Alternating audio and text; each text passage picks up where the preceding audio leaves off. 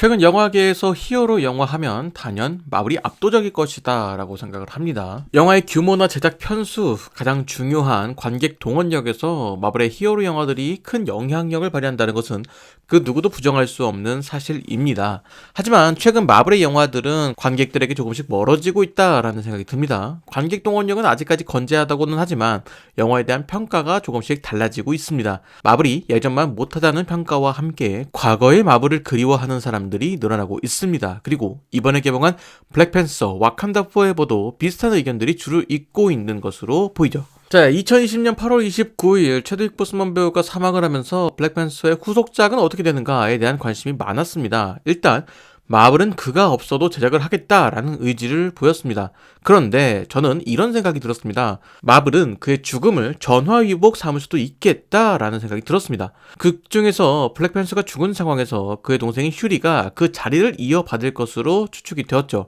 이는 최근 마블이 보이는 행보와도 상당히 유사한 방향이기 때문입니다. PCU에 의하여 마블의 작품들은 이전과는 조금 다른 모습으로 변화를 하고 있습니다. 물론 정치적인 올바름을 따르는 것은 좋은 일입니다. 특히나 마블과 같이 영향력이 큰 작품의 경우 많은 사람들에게 긍정적인 영향을 끼칠 수가 있을 겁니다. 하지만 지금 마블이 정치적 올바름을 추구하는 행위는 그들이 정말 올바르다고 생각하는 가치가 아니라 사회적으로 옳다고 이야기되는 것들을 기계적으로 작품에 넣은 듯한 느낌이라는 것입니다. 그것과 일맥상통하는 부분이 바로 복수에 대한 이야기일 것 같네요. 자, 이전에 제작한 블랙 아담 리뷰에서도 최근 할리우드 영화들의 주요 코드가 복수라는 것에 대해서 이야기를 했습니다. 블랙팬서 와칸다 포에버 또한 복수라는 키워드가 영화 후반부에 큰 비중을 차지하는 키워드로 작용하고 있습니다. 저는 이 점이 상당히 불만족스러웠습니다. 영화 초반까지만 하더라도 자원을 차지하기 위한 강대국들의 횡포로 이야기를 전개할 것으로 보였던 것과는 다르게 그 횡포에 대한 이야기보다는 결국 약소국들끼리 싸우게 되는 방향으로 이야기가 전개가 됩니다. 즉, 이 영화의 스토리상 진짜 빌런이라고 할 수 있는 강대국들은 초반에만 잠깐 등장한다는 것이죠. 결국 블랙팬서 와칸다 포에버도 여러 히어로 영화들이 자주 다루고 있는 복수에 대한 이야기를 다루게 된다는 것입니다.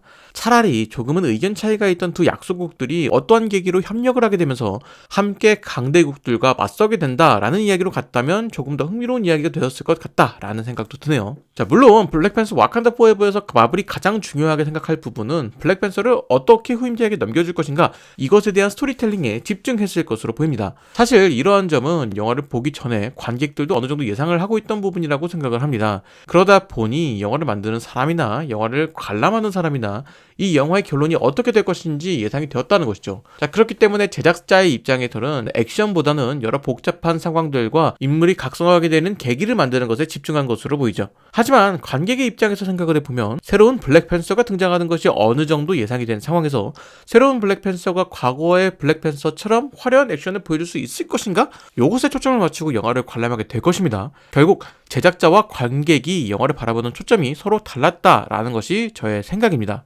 그래서 이번 영화는 제작진들이 지나친 욕심을 부린 것이 아닌가라는 생각이 들었습니다. 인물의 각성과 사회적인 메시지 등이 모두 들어간 이야기를 만들려고 하다 보니 자원을 두고 싸우는 이야기와 더불어 강대국들에 의해서 내전을 하게 되는 약소국들의 이야기까지 다루니 영화가 2시간 40분이 넘어가는 상황이 발생한 것이죠. 기존의 마블 영화들이 2시간이 넘어간다라고 하면 꽤나 긴 시간을 액션에 투자했다라는 것이었는데 이번 영화에서는 그 액션의 비중도 상당히 적었습니다. 심지어 그 액션도 큰 임팩트를 주지는 못했고 마블에게 가장 중요하다고 할 수 있는 CG에서도 퀄리티가 상당히 떨어지는 모습을 보이면서 이것이 과거에 우리가 봤던 마블의 영화가 맞는가에 대한 의문이 생기기도 하였습니다. 그렇다고 마블에게 무조건 유쾌하게 만들라라고 하기에는 약간의 무리가 있다라고 생각하는 부분이 과거의 마블 영화들이 비판을 받았던 부분이 바로 유쾌하기만 하다는 것이었기 때문이죠. 캐릭터에 대한 설명이나 인물의 각성 등이 납득 가능한 수준으로 풀어내는 것이 아니라 설명은 최소한으로 하면서 보여주기에만 너무 급급했다라는 평가를 받기도 하였습니다. 마블의 영화는 테마파크다 라는 이야기가 나온 것도 그러한 맥락에서 등장한 것이죠.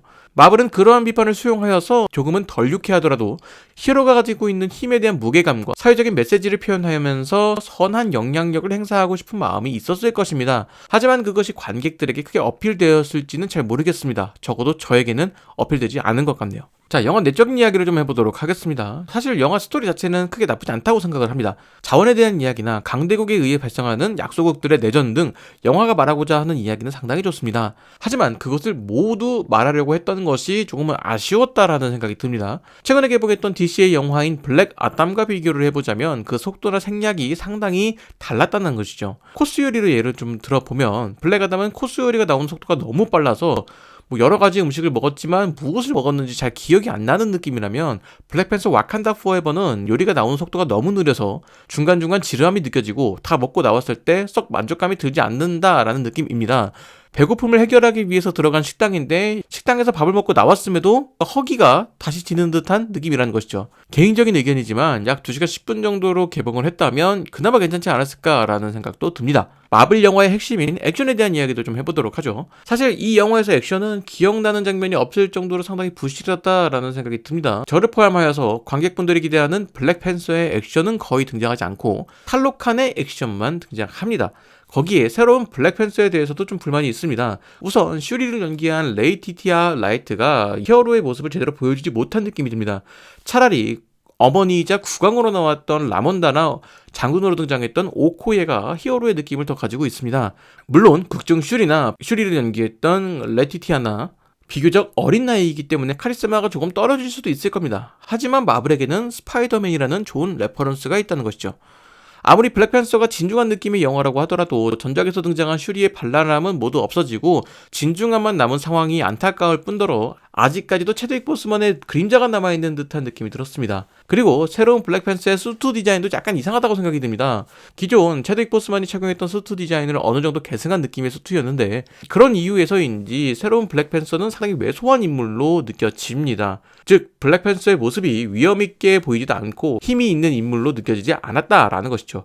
물론 수트 디자인이야 영화가 지속적으로 만들어지면서 조금씩 발전할 것이라고 생각을 하지만 지금 블랙팬서가 보여주는 모습들은 그리 매력적이지 않다라는 것을 이야기하고 싶습니다. 어느 순간부터 마블 영화를 보는 것이 별로 즐겁지 않다라는 생각마저 듭니다. 저 개인적으로는 마블 영화를 찾게 되는 가장 큰 이유가 최소한의 퀄리티를 보장했기 때문이라고 생각을 합니다. 가벼운 마음으로 관람하기 좋고 액션과 CG의 퀄리티도 상당히 좋았기 때문에 영화 티켓값 그 이상을 하는 영화라고 생각을 했습니다. 그렇기 때문에 마블의 영화들은 굳이 특별관을 찾아가서 보기도 하였고요. 하지만 지금의 마블 영화들은 굳이 특별관을 찾아가야 할 이유가 없다라고 생각을 합니다. 당장 이번 영화부터 CG의 비중 자체가 높지 않은 영화인데 그나마 있던 CG의 퀄리티도 상당히 떨어지는 느낌입니다. 이런 모습이 블랙팬서 와칸다 포에버에서만 느껴지는 감상이 아니라 최근 마블 영화들에서 느껴지는 공통적인 감상이라는 것이 가장 큰 문제일 것입니다. 마블의 영화들이 점점 관객들의 기대와는 멀어지고 있다는 것이죠. 가볍게 보기에는 괜찮다고 하기에는 이야기의 무게가 무거운 편이기도 하고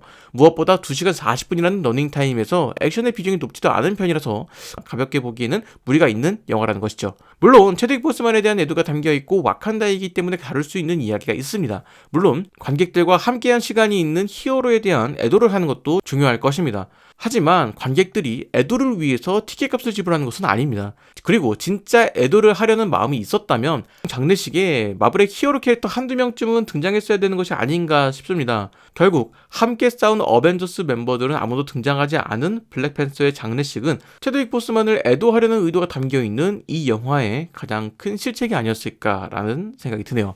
오늘의 이야기는 여기까지입니다. 영상 재밌으셨다면 구독과 좋아요 부탁드리도록 하겠습니다. 아울러 여러분들의 멤버십 가입과 슈퍼땡스를 이용한 후원은 채널 운영에 많은 도움이 되고 있습니다. 여러분들의 많은 관심 부탁드리며 저는 다른 이야기로 돌아오도록 하겠습니다.